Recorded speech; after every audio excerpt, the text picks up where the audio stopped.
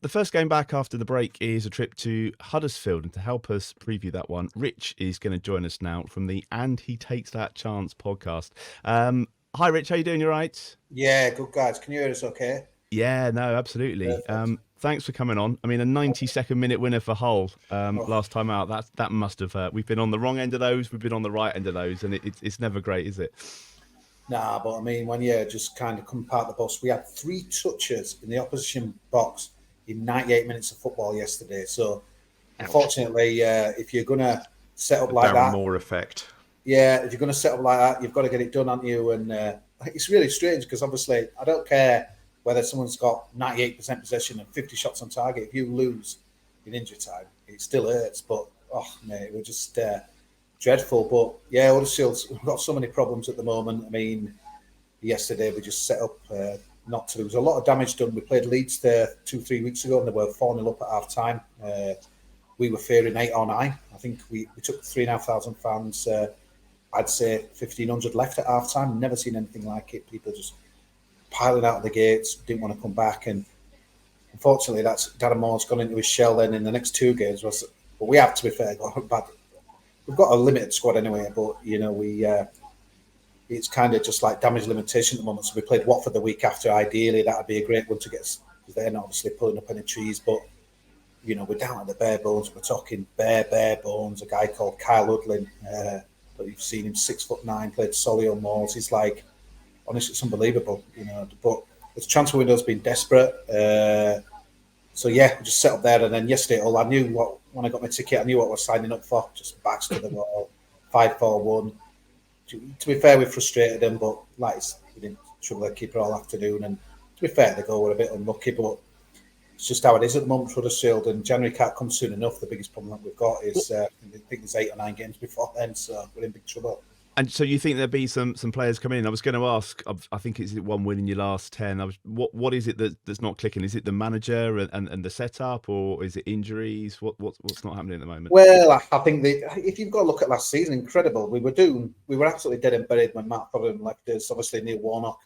The rest is history. But there's your wake up call. You know, the squad ain't good enough. Players aren't good enough.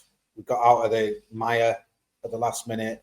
Do something about it, and the window's been awful. Our best signings, well, I say best signing has been so poor. Ben Wiles, a guy who I think Vincent Company wanted to go to sign at Burnley. I think his medical fell down on medical reasons or something like that as well. But yeah, we got him from Rotherham, but it's been awful as well. And we're just lacking.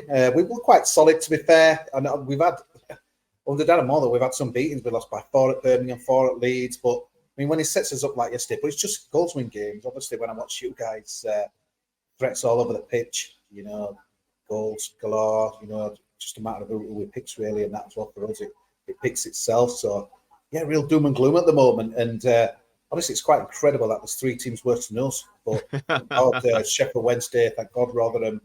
But I do think QPR will start to fly wins a bit soon. So I'm trying to look above who can we pull down Plymouth, but the window's massive for Huddersfield. I think if we don't get that right, and to be fair, history tells us we're not right good at doing that. Apart from that amazing season the other year under Carlos Cour, and and again, I'm afraid it's frustrating because Darren Moore's a nice guy. Obviously, you've seen him on telly; he comes across really well, but for me, he's just not got that charisma. He's dour, typical Brummie. Don't really get the fans gone, but it's a bit similar to the Alex Ferguson effect, really, at Man United. Whoever followed Neil Warnock, it was always going to be an impossible job because whatever he does, Darren Moore can't win. And obviously, the controversial circumstances how Warnock left the club earlier on in the season. And he needed to hit the ground running. The only performance he's really put in, we've had, we beat QPR. We're really lucky in that game, to be honest with you. They should have at least got a point. But we played Ipswich and 3-3, good game. A bit out of sync, really, with our games this season, and but they got a 90th minute equaliser too. But after that, I must admit I'm a positive guy, even though you wouldn't believe it. Them last 5 minutes I've been speaking to you, but I'm trying to give Darren Moore the benefit of the doubt. But but I honestly think whoever you got in, it's such a difficult job, and I think Warnock were kind of clever really, because although he went and made a bit of a nouveau about it at the time, I think he knows he's got out really at a good time, because to me he should have been moved on in the summer. If the club were going to do that, I kind of got why they wanted to keep him there. safe pair of hands. But if you're going to do that, you've surely got to keep him for the season. But the club kind of to pull rank. But again, they're saying, well, he's got to look at his players before January. But we're kind of playing Russian roulette, really. I think a guy who pretty much would guarantee your championship safety, Neil Warnock, has gone.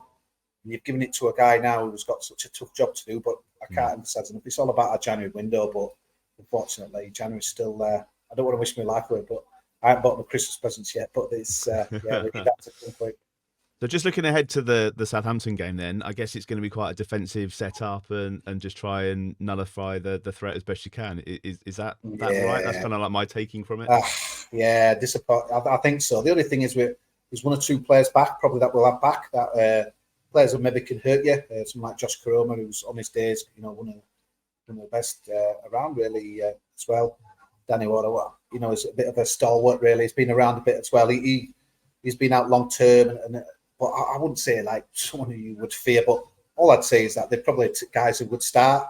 So they were on our bench yesterday, but obviously with these new benches this year that you've got, where you've got so many players on you, you've got people sitting on them who's not about 10, 15% pitch, which I think we had yesterday. So, yeah, I think this is the frustration thing now, Martin, because like, obviously at home, you want to put your best foot forward, but to be fair to Darren Moore, I think if we'd have gone at all yesterday, as open as we did at Ellen Road against Leeds, I think we'd have been taken apart. So I kind of totally get it. And we couldn't have a worse game, really, with you guys come in. I think, to be fair, the fans kind of got the defensive approach even against Watford because we were so down to the bare bones. It was incredible. We were playing like defenders in midfield and things like that. We've got, like I said, about Kyle Hudlin. It's incredible, really, to think he's leading our line. So the fans bought in that and we scraped out 0-0, but we're awful to watch. Yesterday were awful to watch, and yeah, you never know. I might surprise, but I just think it'll be exactly that. Maybe we'll just sit in there, but it's not what you want to see on a Saturday afternoon, is it? But I'm afraid that's where we are at the moment, mate. And again, I always think now, like with you guys, I think Leeds as well, and I know it's a bit negative, but the relegated teams, Leicester, I think it's 18 points. I don't think you're going to get many in our position, so you're kind of writing it off, but. Yeah, it's a bit doom and gloom up here, really. Unfortunately, we had a new owner as well that's come in, but he came in so late in the window, and he brought in a new CEO and director of football. So it's almost like the narrative from the club is, look, let's get through to the end of the season. They kind of think Darren Moore is their man, and next summer will be us. But I just look around at the moment, and yeah, I'm desperate for someone like Plymouth. I can't believe Coventry can be as bad as this for much longer, but I suppose it's still down there with us. And I think Warner could have guaranteed you safety. Will Darren Moore? Not at the moment, but not so sure. The window's key. But yeah, obviously the Southampton game. Honestly, there's so many people I know that are just not interested in coming, and they've got season cards. You know how it is. We apathy. We've seen it in our club, probably over the seasons and stuff like that as well. But I think it's one of those. If you have a go, but the trouble is, it's hard to criticise him sometimes because you go 5 with you. We're talking 4 or 5, I'm sure. So yeah, it's going to be, dig in and hope we can frustrate you and maybe nick something from the set piece, but not good. Okay, Glenn. Just in terms of Saints and their setup for this, is it going to be a case of who gets through the international break again? Because we've seen these things before, haven't we? With players coming back from games and not being ready necessarily, and that could unsettle us a bit.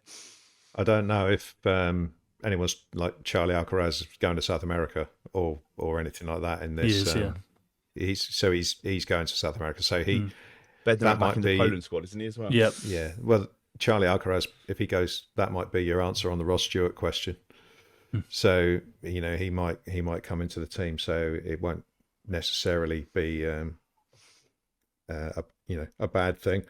And we've got the squad to cope with it. So. I would imagine, seeing the way that we're going at the moment, he'll want to keep it as close to the same 11 as he possibly can. But there's always a chance that someone will come back from international duty either tired or injured. But no, I think we'll be in decent shape. I agree with what you're saying about Darren Moore. I was surprised. We spoke to Sheffield Wednesday, first game of the season, and everyone was talking about that playoff game they had where they were scored 5 goals in the last 10 minutes, whatever it was, to make the final. And that was, I was surprised that the Sheffield Wednesday lads were basically saying that was very much the exception. and Yeah, that he is a very pragmatic manager who, and having seen, you played Hull, who are probably the closest in style to us in terms of they want to keep possession and, and all that sort of stuff. And a bit of research before this, I saw the 5-4-1, and I expect it was more of a 5-4, 80 yards, 1. And so, I'm not surprised with Darren Moore that he's playing that way, and I fully expect it to be exactly the same. So the key for us will be, like against West Brom, though for slightly different reasons. Early goal is key. If we get an early goal like we have tended to do in quite a few games, then it will hopefully be comfortable. But you can never tell. And if you've got a big beanpole giant guy playing up front, then there's always a chance on the set pieces and things like that. So we just have to look out for that and do our own job. But if we do our own job, then we should have too much for Huddersfield. As you say, getting relegated from the Premier League and having the squad still intact that we've got, we should have too much for Huddersfield. But so quite confident on this one. Alfie, you kind of hope that he doesn't spend the week overthinking it and changing things like he has done during international breaks. But of course, Russell Martin going to be watching from the stands for this one. So is he going to be sat next to you? Oh, do you know what? I'd like to suggest that to the club, but I think they probably have their own media team do that first. Yeah, so I think the bookings he's picked up, obviously Middlesbrough and Gillingham as well. So I didn't realise the Gillingham one counted, but I asked the club and they said it did. So I suppose it's part of the FL Cup competition. And I think they brought this free yellow card rules in this season. So I've seen that Pep Guardiola had one a couple of weeks ago, and now Erik ten Hag is banned for the next game as well. So I think it's just a way to sort of stamp down on managers just kicking off a little bit. But I felt that Russell Martin had a very good reason to kick off yesterday's game, to be fair, because he wanted to make that triple change before the corner. They refused to let it happen. Then they conceded from the corner. He was bringing on 3 big lads as well. And then obviously the one that Steve pointed out to me on Twitter with the foul on Walker Peters in the box when Charlie Alcaraz was breaking as well. So I felt he was well within his rights to be a bit aggrieved about that. But yeah, he'll be in the stands. I imagine assistant Matt Gill will take the game. I'm also a little bit nervous about talking because I could hear you guys mugging me off while my face was frozen about 10 minutes ago. I was speaking, you couldn't hear me. So I'm a bit nervous. I can't believe that Carl Hudlin is playing up front for Huddersfield, I'll be honest, because I covered Eastleigh for 2 years and with the club's media team, and I watched him a couple of times for Solihull, and he's never scored goals. I think the most he had is like 7, 8 or 9 in the National League. He didn't score a single goal in half a season in League 2 or League 1. So the fact he's starting the Championship team is really interesting to me. I mean, he is the English Paul Onuachu, just without the goals. So if he's the striker we're facing, it'll be a very interesting test. But on a similar note, I saw Brandon Thomas Asante playing for Sutton United in the National League about 4 years ago. And now yesterday he was starting up front for West Brom and looked quite sharp. I thought he's not going to score many, but he's a threat. Sorba Thomas has done it, hasn't he? He's in the Welsh national team now. I can't remember who he plays for. He's Huddersfield, yeah. He's lost his place as Sorba in the team. The other things, I think Danny Ward will probably be fit by the time it's another 13 days, obviously, to the game. So I think he'll probably line. I think Udlin will probably go back. But you're so right, Alfie. You can't knock the guy for effort. And then Denver, it's a massive step up the pyramid. But yeah, he's not going to get you many goals. And I think this is one of those classics for someone so big, don't win much in the air, as obviously you know. But this is the thing, needs most. The big thing is that Neil Warnock bombed out Jordan Rhodes, who's scoring goals for fun again in what it's League One in Blackpool. And I think he's run his race at Huddersfield, but obviously there's a big clamour, why they got. I think this is the problem now. Anything that's going wrong, it's the other things shouldn't happen. But I think Jordan Rhodes is a different type of striker, as a service guy. Yeah, I think we're really needing some kind of hold it up and bring players across, because Thomas has kind of been playing at central a lot of the games and stuff. He's probably been our best player this year, Alfie, but he fell out with Matt Fotheringham, who did last season, and then he ended up on loan at Blackburn. So to be honest, I thought that'd be last we'd seen him in, but he didn't really work out there under John Dale Thomas. I think he fall out with him again. We've got a bit of a temperament to Thomas, but on his day can do things, and it's good with set pieces as well. So they've got 1 or 2 weapons, obviously not compared to yourselves, but it would need to take so much for us to go right to even get a point. But sometimes when you head into a stadium fearing the worst and things, sometimes miracles can happen. That's why we love football, in it. But obviously, you never know, do you? You never know. Yeah, you'll have us down. I'm going to ask you for a score prediction in a minute, so I'll give you a minute or two just to think about that. Steve, you must have done Huddersfield away before, have you? We've had a few games in sort of recent history there. I seem to remember, did Obafemi score? And yeah, we had a 3-1 win there, which I think was the Saturday before Christmas. few years back in Huddersfield's Premier, 2-year spell up in the Premier League. We won that one fairly comfortably, I think, and then it was a horrible 0-0 was the other one, I think. Yeah. We beat you, Steve, that season. You went up. Yes, under Nigel Adkins and Ricky Lambert and that kind of. Yeah, because we played very early, didn't we? At your place, and they did us 2-1, and then I think we won the return game at St Mary's quite comfortably, easily. But yeah, I mean that going back to that season, you had Lambert and Rhodes both scoring 30-odd goals in the season. It was just proper good competition. It's mental that Jordan Rhodes is still playing at a decent level, I think.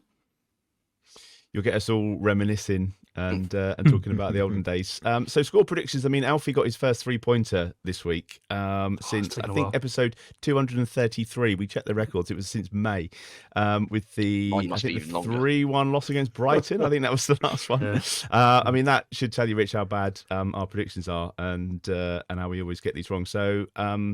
Given that, Alfie, I'll give you the honour of going first this week. I mean, if you're going to play the numbers and the percentages, it has to be a 1-goal win, right? And it has to be 2-1 as well. But given everything that we've been saying today, I'm going to go strong. I'm going to say 4-0 Saints. Okay. Steve? I mean, I think we should win. Everything kind of being equal points to that, I think. But, I don't think it's going to be quite that comfortable. We'll find a way of making it fairly close. But away from home, we've suddenly started keeping the occasional clean sheet. So that's true. 2-0, I reckon. Glenn, is this going to be like another Rotherham, or we're going to be all right? Can I go before Steve in previous weeks? Because he always says the same thing that I'm about to say. Do you want me to do alphabetical order next week? Yeah, maybe. I was going to go for the clean sheet as well, because I think with Bednarek coming back and having had a bit of a break, I think we'll be pretty solid. So I was going to go 2-0, but I'll go for 3 just to be different. But I think 2-0 and relatively comfortable. But stick me down for 3. All right. And Rich, a score prediction before we let you go? Yeah, I think we'll have 0 to our name. 2-0, really. It's as much as you want to do, I think, really, on the day. But again, I think the crowd will get behind anything that's effort and endeavour. But you need more than that against you guys. But yeah, that was speak to you anyway. Really good to get you on, yeah. And I hope they turn things around. And we'll catch up again later in the season, if that's all right. Yeah, when we come down there. Cheers, guys. Thank you. Nice one. Enjoy your podcast. Cheers. All right, see you later. Cheers.